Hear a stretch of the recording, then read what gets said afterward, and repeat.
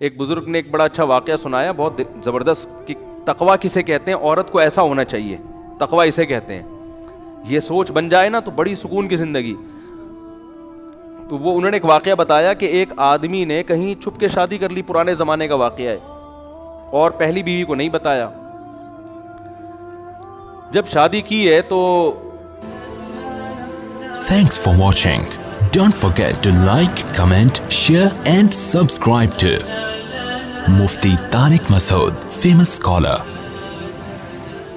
تو بھائی اللہ تو اس سے زیادہ، یہ اللہ کا تو اس سے زیادہ ہے۔ اللہ کہتے ہیں مجھ سے ناجائز طریقے سے چھیننے کی کوشش کرو گے، دیوالیہ نکال دوں گا تمہارا، اگر دوں گا بھی نا تو دل سے سکون چھین لوں گا۔ دولت کا مقصد سکون ہوتا ہے۔ دیکھو اللہ اگر ظاہری میں دولت چھینتا رہتا ہے نا تو آزمائش ختم ہو جاتی۔ ہم کہتے ہیں وہ ناجائز کرتا ہے، دیکھو اتنا، وہ تو غریب ہے اور حلال کمانے والے اتنے کروڑ پتی، تو اللہ نے ظاہری طور پر دولت حرام کمانے والوں کو بھی دی ہے، لیکن سکون اللہ نے ان سے چھین لیا ہے۔ جا کے دیکھو گھروں کے اندر، ہم تو کتنے کیسز آتے ہیں، میاں بیوی میں محبت نہیں ہے، اولاد میں، بیوی شوہر مرنے والے انگوٹھے لگوا کے اپنی جائیداد اپنے نام کرا لی، صحیح ہے نا؟ ایسی ایک بزرگ نے ایک بڑا اچھا واقعہ سنایا، بہت زبردست، کہ تقویٰ کسے کہتے ہیں، عورت کو ایسا ہونا چاہیے، تقویٰ اسے کہتے ہیں، یہ سوچ بن جائے نا تو بڑی سکون کی زندگی۔ تو وہ انہوں نے ایک واقعہ بتایا کہ ایک آدمی نے کہیں چھپ کے شادی کر لی، پرانے زمانے کا واقعہ ہے، اور پہلی بیوی کو نہیں بتایا۔ جب شادی کی ہے تو موت سے چند دن پہلے بتا دیا ہوگا، یا پتہ چل گیا ہوگا، یا پتہ چلنے کی وجہ سے ہی مرے ہوں گے، واللہ عالم۔ بہرحال وہ انا للہ ہو گیا ان کو، جیسے ہی پتہ چلا، ان کا چانس یہی ہوتا ہے کہ جب پتہ چلے گا تو اب آپ کی زندگی کے دن بہت تھوڑے سے رہ گئے، صحیح، انتقال ہو گیا۔ اب وہ عورت کہیں گاؤں دیہات میں دوسری زوجہ رہتی تھی، تو پہلی کو خیال آیا کہ ٹھیک ہے میرے میاں نے صحیح کیا، غلط کیا، لیکن وراثت میں اس بیوی کا حصہ بہرحال بنتا ہے۔ آج کل یہ سوچ نہیں ہے، بھئی شرم، یہ میرے لیے حرام ہوگا اگر میں اس کا حصہ کھاؤں۔ تو جو اس کی وراثت کا بڑا کروڑ پتی آدمی تھا، وہ حصہ لے کر گئی ہے اس پہ دوسری زوجہ کے پاس۔ وہ یہ کہہ بھی سکتی تھی کہ تو چھپ کے کیا ہے نا، ہم تھوڑی ذمہ دار ہیں، ہمیں تھوڑی بتایا تھا۔ اس کے پاس حصہ لے کے گئی وہ۔ یہ جب خدا کا خوف ہوتا ہے نا، لالچ نہیں ہوتی، تو ایسے ہوتا ہے، اور ایسے لوگوں کے لیے اللہ پھر رزق کے دروازے الگ طریقے سے کھولتا ہے۔ اس کو میں ابھی حدیث سناتا ہوں اس پہ، کیسے اللہ غیب سے رزق کے دروازے کھولتا ہے۔ اللہ پہلے آزماتا ہے کہ حرام کی طرف مت جاؤ، حرام میں اگر ملے گا بھی نا سکون گیا، لالچ، ہوس، یہ چیزیں انسان میں پیدا ہو جاتی ہیں۔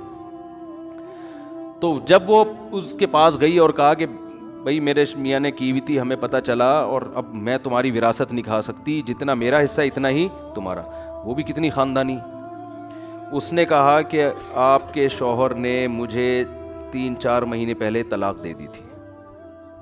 مسئلہ یہ ہے کہ شوہر اگر 1 یا 2 طلاقیں دے اور بیوی کی عدت ہو تو عدت کے دوران عورت کو وراثت ملتی ہے، پھر اگر مرض موت میں طلاق دے دے، اب وہ ایک الگ مسئلہ ہے، لمبی بحث ہے، تو کبھی کوئی مبتلا ہو تو پوچھ لے۔ میں اس لیے کہہ رہا ہوں کہ ایسا نہ ہو وہ لوگ میرے بیان کو ایک مسئلہ بنا کے بھی پیش کر دیتے ہیں، لیکن عدت بھی ختم ہو چکی تھی، تو انہوں نے اس بات کا بتایا نہیں تھا، لہذا میں ان کی زوجہ نہیں ہوں، میرا حصہ نہیں۔ کیسی خاندانی عورتیں تھیں کہ نہیں تھیں؟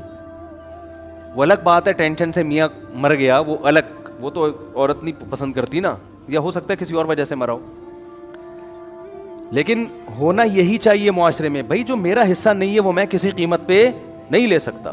ایک خاتون نے مجھے امریکہ سے فون کیا کہ میرے شوہر نے مجھے ڈیورس دی ہے، تو وکیل یہ کہہ رہا ہے، عدالت قانونی حق یہ ہے کہ آدھی پراپرٹی میرے شوہر کی اب کس کے نام ہوگی؟ بولیں میرے نام ہو، اور میرا شوہر ایسا، میرا شوہر ویسا، میرا وہ بڑا ظلم بیان کر رہی تھی۔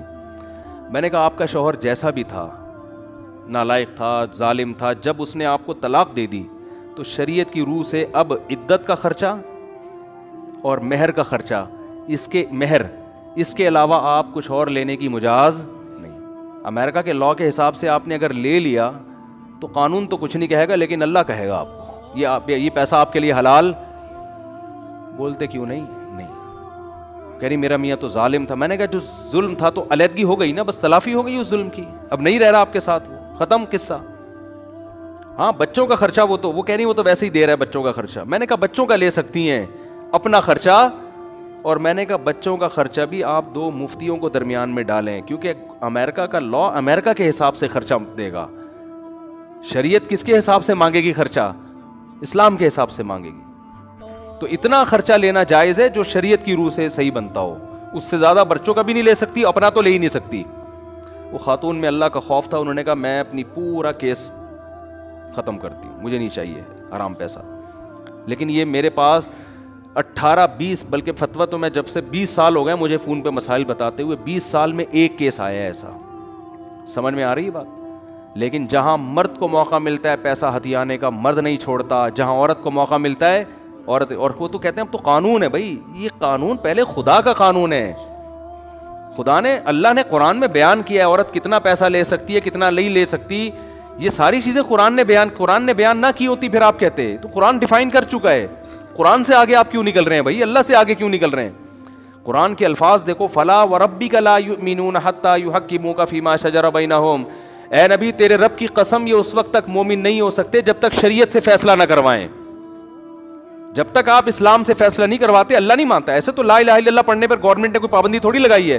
گورا 100 دفعہ پڑھ لے گا لا الہ الا اللہ محمد رسول اللہ, وہ کیوں نہیں پڑھ کے دے رہا؟ اس کو پتا ہے بھائی یہ سارا اسلام کو فالو کرنا پڑے گا. آپ صلی اللہ علیہ وسلم کے چچا ابو طالب کلمہ کیوں نہیں پڑھا انہوں نے؟ موت کے وقت نبی صلی اللہ علیہ وسلم کہہ رہے ہیں ایک دفعہ پڑھ لیں. ان کو پتا ہے پڑھنے کا مفہوم کیا ہے. مطلب یہ کہ پھر میں اپنا دین چھوڑ دیا, اس دین کو فالو کروں گا.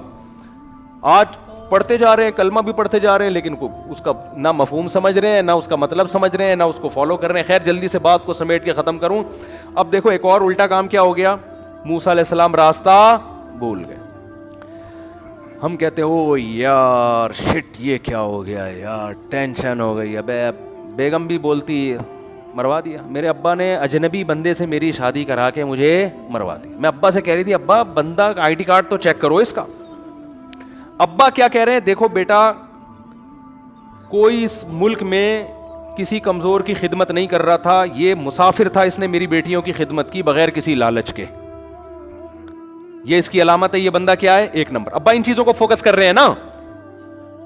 پھر بیٹا یہ جب تم اس کو لے کر آئی ہو اس نے نظر اٹھا کے تمہاری طرف نہیں دیکھا, یہ شریف آدمی ہے. بیٹا یہ امانت دار ہے, تم نے خود کہا نظر نیچی اس کی.